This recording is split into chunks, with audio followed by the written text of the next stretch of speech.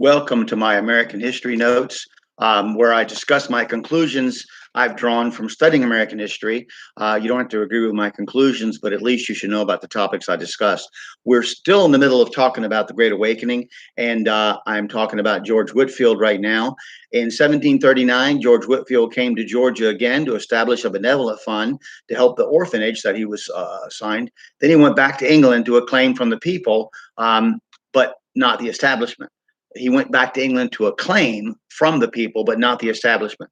He returned to America, landing at Lewiston, Delaware, excuse me, intending to go to Philadelphia, where he preached for 9 days, making many converts to Christ, but receiving the anger of the clergy. He set out on horseback for New York and met Gilbert Tennent, whose Presbyterian church was split and who was emerging as the leader of the quote new sides.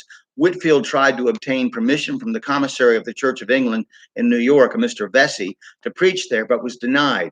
Rather than preach inside a church, he took to the fields. He then was invited to the Wall Street Presbyterian Church and preached. He then returned to Philadelphia and made an impression on Benjamin Franklin. The future statesman's comments were as follows, as reported by Arnold Dallimore in his George Whitefield, The Life and Times of the Great Evangelist. Quote, "It was wonderful to see the change soon made in the manners of our inhabitants. From being thoughtless or indifferent about religion, it seems as if all the world were growing religious, so that one could not walk through the town in an evening without hearing psalms sung in different families of every street."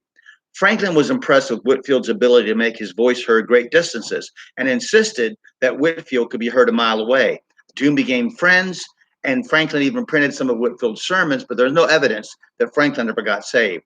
In November of 1739, Whitefield preached his last sermon in Philadelphia to a record crowd of more than 10,000. He then set out to see the rest of America on horseback, heading in the direction of Georgia and his orphanage.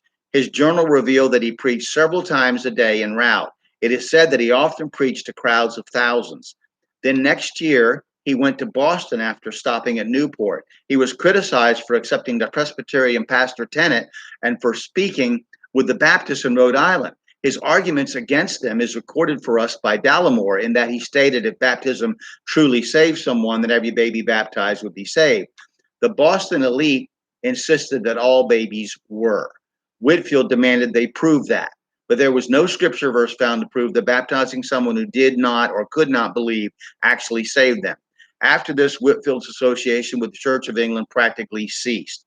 He then met Jonathan Edwards. Although both are considered Calvinists, believing in the predestination of man, either heaven or hell, they both preached the need for a lost and dying world to be born again, encouraging a decision to be made. And we'll go on to some other important personalities of the time that lead to us to our religious liberty. Thank you.